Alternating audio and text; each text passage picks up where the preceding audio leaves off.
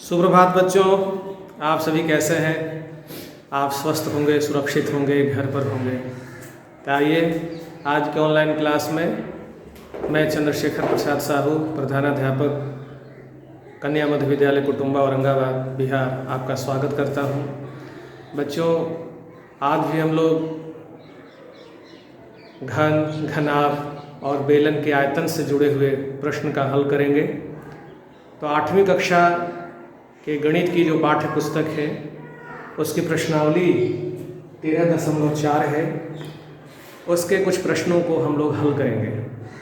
तो आइए हम लोग इस प्रश्नावली के छठा प्रश्न है उसका हम लोग हल करते हैं।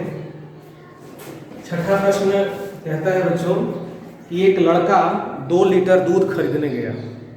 कितना दूध खरीदने गया? 2 लीटर। 2 लीटर वह दूध खरीदने गया।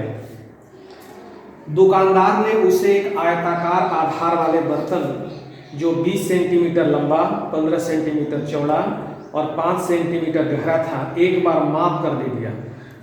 दुकानदार ने उसे क्या किया कि एक आयताकार आधार वाला बर्तन था, उससे एक बार दूध नाप करके दे दिया।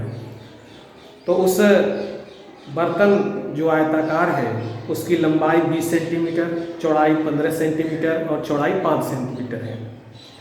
तो अब हम ये देखेंगे कि बर्तन की धारिता कितनी है। तो बर्तन की धारिता आयताकार है, इसका आधार। तो यहाँ पर हम इसका आयतन निकालने के लिए घनाभ का सूत्र से इसका आयतन निकालेंगे। तो लंबाई गुना चौड़ाई गुना ऊंचाई। लंबाई कितनी है?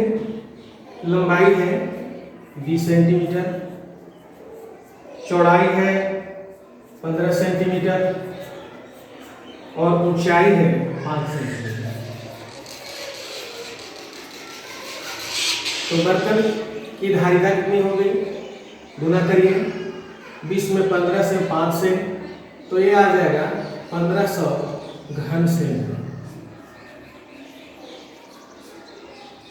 यहाँ पर दिया हुआ है कि 1 लीटर में 1000 घन सेमी है।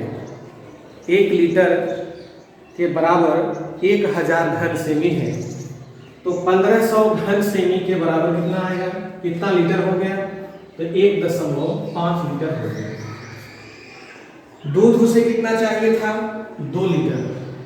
और दुकानदार उसके कितना दे दिया? 1.5 लीटर, यानी कि 1.5 लीटर। तो कितना कम दूध दिया? कम दूध मिला उसे, तो कम दूध मिला। कम दूध मिला। कितना कम मिला? 2 लीटर चाहिए था और दुकानदार ने उसे कितना दे दिया? 1.5 लीटर, यानी कि 1.5 लीटर। कम कितना दूध मिला?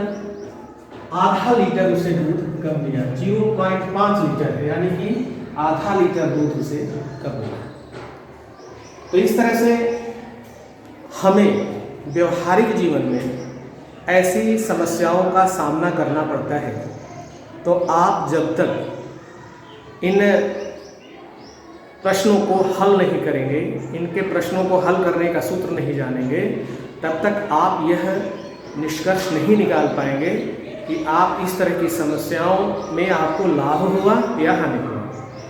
तो यदि यह प्रश्न का आपके संज्ञान में आया, इसका सूत्र आपने समझा, तब आप ये समझ सकते हैं कि यहाँ पर उस लड़के को आधा लीटर दूध कम मिला। इसी तरह से दूसरा प्रश्न है, 7वां प्रश्न है बच्चों। कहता है कि एक तालाब की लंबाई 20 मीटर, चौड़ाई 12 मीटर और गहराई 8 मीटर है, तथा एक दूसरे तालाब की लंबाई और चौड़ाई 20 मीटर के बराबर है, तथा गहराई पहले तालाब के बराबर है। किस तालाब में अधिक पानी अटेगा? तो यहाँ पर हम दोनों तालाब का आयतन बारी बारी से निकालेंगे, दोनों तालाब की धारिता बारी बारी से निकालेंगे। तो पहले तालाब की धारिता कितनी है होगी? पहले तालाब की धारिता कितनी? तो तालाब जो है वो क्या है? घनाभाकार है, 20 मीटर लंबाई है, 12 मीटर चौड़ाई है, 8 मीटर गहराई है। तो इसकी धारिता के लिए लंबाई गुना चौड़ाई गुना ऊंचाई, यानी कि लंबाई कितना? 20 मीटर, चौड़ाई कितना? 12 मीटर और ऊंचाई कितना? 8 मीटर। दोनों में गुना करेंगे, 12 में 20 से और फिर 8 से गुना करेंगे तो कितना आएगा? ये आएगा 1920 घन मीटर। 20 में 12 से गुना करेंगे 240 और 240 में फिर 8 से गुना करेंगे तो 1920 घन मीटर पहले तालाब की धारिता निकल गई। अब तुलना करना है कि पहले तालाब और दूसरे तालाब में किसमें पानी अधिक अटेगा, तो हम दूसरे तालाब की भी धारिता ज्ञात करेंगे। तो दूसरे तालाब की धारिता, दूसरे तालाब की धारिता ये कितनी कैसे निकालेंगे? तो उसी तरह से निकालेंगे, लंबाई गुना चौड़ाई गुना ऊंचाई। अब इसकी लंबाई कितनी है? तो कहता है कि दूसरे तालाब की लंबाई और चौड़ाई 20 मीटर के बराबर है, यानी कि लंबाई भी 20 मीटर है और चौड़ाई भी 20 मीटर है। लंबाई गुना चौड़ाई गुना ऊंचाई, तो 20 मीटर गुना 20 मीटर गुना ऊंचाई कितनी है? ऊंचाई इसकी पहले वाले तालाब के बराबर है, यानी कि इसकी गहराई जो है पहले वाले तालाब की गहराई यानी कि 8 मीटर गुना 8 मीटर। अब गुना करेंगे, 20 में 20 से गुना करेंगे तो 400 और 400 में फिर 8 से गुना करेंगे तो कितना आएगा? 3200 घन मीटर। आप देख रहे हैं कि पहले तालाब की धारिता 1920 घन मीटर और दूसरे तालाब की धारिता 3200 घन मीटर है। तो आप बताइए कि किसमें पानी अधिक अटेगा? तो दूसरे तालाब में पानी अधिक अटेगा। तो इसका उत्तर क्या हुआ कि दूसरे तालाब में अधिक पानी अटेगा। ये हो गया, दूसरे तालाब में अधिक पानी अटेगा। अटेगा मतलब समाएगा, आएगा। 8वां प्रश्न है बच्चों, एक खाली डिब्बा जिसमें साबुन रखा जाना है। डिब्बे की लंबाई 0.40 मीटर, चौड़ाई 0.25 मीटर तथा ऊंचाई 0.25 मीटर है। साबुन 5 सेमी गुना 4 सेमी गुना 2 सेमी साइज का है। डिब्बा में कितने साबुन रखे जा सकते हैं? तो यहाँ पर हम करेंगे क्या कि पहले हम डिब्बे का आयतन निकाल लेंगे, डिब्बे की धारिता ज्ञात कर लेंगे। इसके बाद फिर एक साबुन की धारिता कितनी है यह ज्ञात कर लेंगे और डिब्बे के आयतन में साबुन की धारिता से भाग दे देंगे। तो जो संख्या आएगी उतनी ही संख्या में उस डिब्बे में साबुन रखा जाएगा। तो आइए हम लोग इस प्रश्न को भी हल करते हैं। तो क्या कहता है कि एक डिब्बा है। वह डिब्बा कैसा है? तो वह डिब्बा है, लंबाई में कितना है? डिब्बे की लंबाई, डिब्बे की लंबाई कितनी है? यह है 0.4 मीटर। यहाँ पर बच्चों माप जो दिया हुआ है डिब्बे का वो मीटर में दिया हुआ है और साबुन की जो माप है वो सेमी में दिया हुआ है। तो हम क्या करेंगे, इस डिब्बे की लंबाई चौड़ाई और ऊंचाई को सेमी में बदल देंगे। सेमी की इकाई में हम डिब्बे की लंबाई चौड़ाई और ऊंचाई बदल करके तब इसका आयतन ज्ञात करेंगे। तो आइए, तो 0.4 मीटर बराबर कितना सेमी? तो 1 मीटर में 100 सेमी, तो 0.4 गुना 100 सेमी गुना करेंगे, कितना आ गया? ये आ गया 40 सेमी। डिब्बे की लंबाई 40 सेमी। उसी तरह से इसकी चौड़ाई कितनी है? इसकी चौड़ाई है 0.25 मीटर। तो इसको भी सेंटीमीटर बदलेंगे, 0.25 गुना 100 सेमी गुना करेंगे तो कितना आएगा? 25 सेमी। इसी तरह से इसकी ऊंचाई भी 0.25 मीटर है, 0.25 मीटर। तो 0.25 मीटर बराबर क्या हुआ? 25 सेमी हुआ। तो इसकी सहायता से, लंबाई चौड़ाई और ऊंचाई की सहायता से हम डिब्बे का आयतन निकाल लेंगे, डिब्बे की धारिता ज्ञात कर लेंगे। डिब्बे की धारिता, डिब्बे की धारिता बराबर क्या हुआ? कैसे निकलेंगे? तो लंबाई गुना चौड़ाई गुना ऊंचाई। लंबाई कितनी है? लंबाई है 40 सेमी गुना चौड़ाई कितनी है? 25 सेमी और ऊंचाई कितनी है? यह भी है 25 सेमी। तो गुना करेंगे 40 में 25 और फिर 25 से गुना करेंगे तो कितना रहेगा? 40 में 25 से गुना किए तो 2500 का 100 और फिर 25 तो कितना आ गया? 25 चौका 100, 1000 आया और 1000 में फिर 25 से गुना करेंगे तो कितना आ गया? 25,000 घन सेमी। 25,000 घन सेमी डिब्बे की धारिता आ गई। अब साबुन की धारिता कितनी है? एक साबुन की धारिता ये कितनी है? तो इसकी माप दी हुई है। माप कितना है? 5 सेमी गुना 4 सेमी गुना 2 सेमी। तो क्या? 5 चौके 20 दूनी 40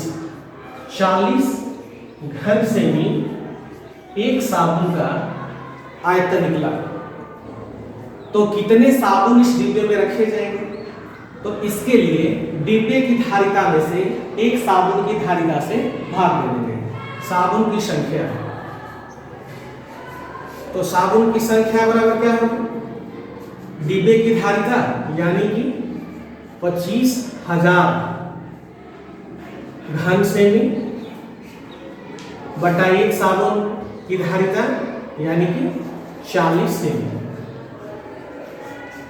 घन सेमी। तो 1 से 1 0, 4 से 2500 कटेगा 625 बार में, 625 बार में। तो उस डिब्बे में कितने साबुन रखे जा सकते हैं? 625 साबुन रखे जाएंगे।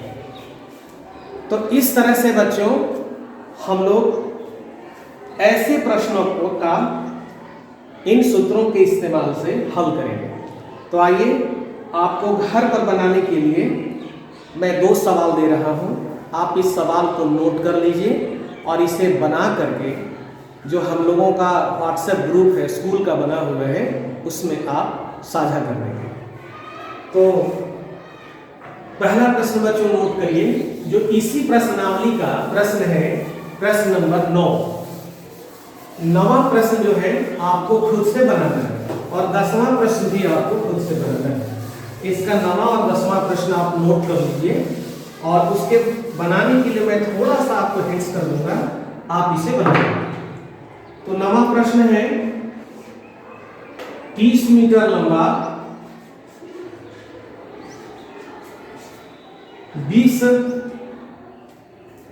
3 मीटर लंबा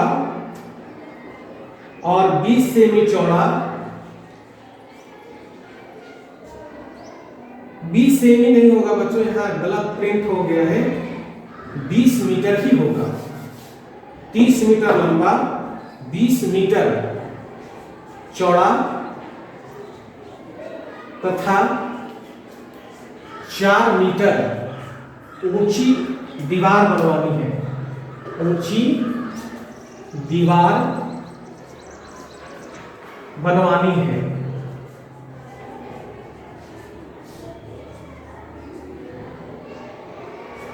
यदि एक ईंट की लंबाई, यदि एक ईंट की लंबाई 25 सेमी, चौड़ाई 12.5 सेमी तथा ऊंचाई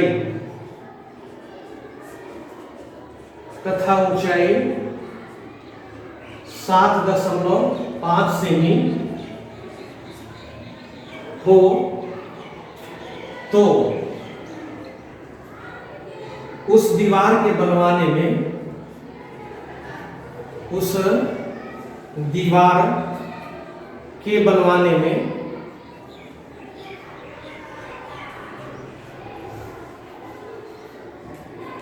कितनी ईंटें लगेंगी, कितनी ईंटें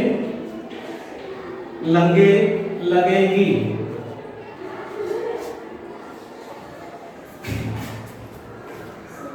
अब देखिए, तो यहाँ हम क्या करेंगे कि सबसे पहले दीवार का जो 30 मीटर लंबा, 20 मीटर चौड़ा, 4 मीटर ऊंचा है, इसका हम पूरा आयतन, पूरी धारिता ज्ञात कर लेंगे। तो ये मीटर क्यूब में है। और अब एक ईंट की लंबाई 25 सेमी, चौड़ाई 12.5 सेमी तथा ऊंचाई 7.5 सेमी है, तो इसकी धारिता हम ज्ञात कर लेंगे। तो बच्चों, दोनों के इकाई में फर्क है। दीवार की जो इकाई है वो मीटर में है और ईंट की इकाई सेंटीमीटर में है। तो हम क्या करेंगे कि दीवार की भी जो इकाई है, लंबाई की, चौड़ाई की, ऊंचाई की, इसे हम सेंटीमीटर में बदल देंगे।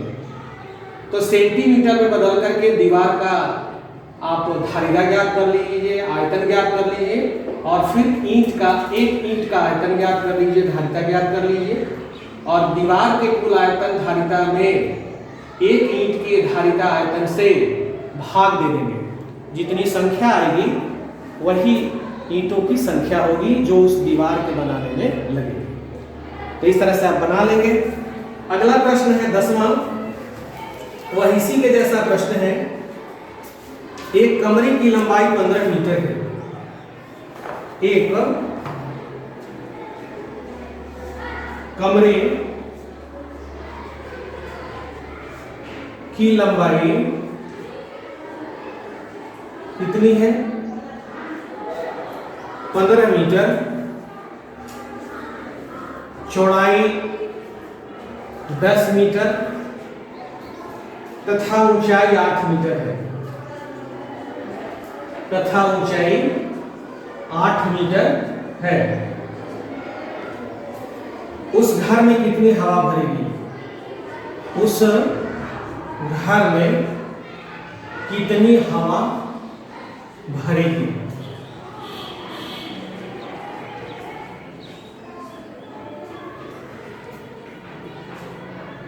तो बच्चों, इसका हम कमरे का आयतन ज्ञात कर लेंगे।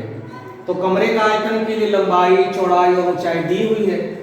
तो कमरे का की धारिता, कमरे का आयतन लंबाई गुना चौड़ाई गुना ऊंचाई 15 मीटर गुना 10 मीटर गुना 8 मीटर।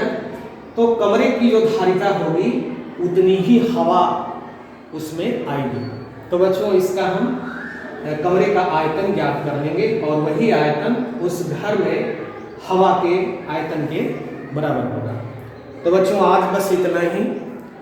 बच्चों, अभी कोरोना का संक्रमण तेजी से फैल रहा है, आप उससे बचें, सावधानी बरतें, मास्क का प्रयोग करें, सोशल डिस्टेंस का पालन करें और सैनिटाइजर का प्रयोग करें। घर से बिना मतलब का बाहर न निकले, घर पर ही आप सुरक्षित रहिए, पढ़िए, और जो सवाल मैंने दिया है उस सवाल को हल करके व्हाट्सएप ग्रुप में आप पोस्ट कर दीजिए। तो बच्चों, आज बस इतना ही। और भी आपके पास जो ई-लॉट्स ऐप है वो भी आपके पास है, आप उससे ज़रूर ओपन करिए और उसमें जो किताबें हैं, जो पढ़ाने के कुछ वीडियोज़ हैं, आप उसे देखें और समझें, अपनी समझ में विस्तार करें। बच्चों, अभी 15 से 21 जनवरी तक भूकंप सुरक्षा सप्ताह मनाया जा रहा है। आप भूकंप से कैसे बच सकते हैं, भूकंप से कम कैसे हानि हो सकती है, तो इसके लिए यह जागरूकता फैलाई जा रही है। बच्चों, आप लोग भूकंप सुरक्षा सप्ताह के अंतर्गत एक निबंध लिखिए, पेंटिंग्स बनाइए। जो बच्चे 8वीं कक्षा तक के हैं वो निबंध लिखेंगे और 8वीं कक्षा से जो निचली क्लास के जो बच्चे हैं वो पेंटिंग्स बनाएंगे। तो बच्चों, आज आप भूकंप क्या है, भूकंप से कैसे बचा जा सकता है, भूकंप से कम नुकसान कैसे किया जा सकता है, भूकंप होने पर क्या करें, भूकंप के बाद क्या करें, ये सारी चीज़ों पर आप एक निबंध लिखेंगे और पेंटिंग्स भी बनाएंगे। तो बच्चों, आप ऑनलाइन ही अपना निबंध लिखकर और पेंटिंग्स बनाकर जो स्कूल का व्हाट्सएप ग्रुप है उसमें आप साझा करेंगे। तो बच्चों, आज बस इतना ही। आप सभी को बहुत बहुत धन्यवाद।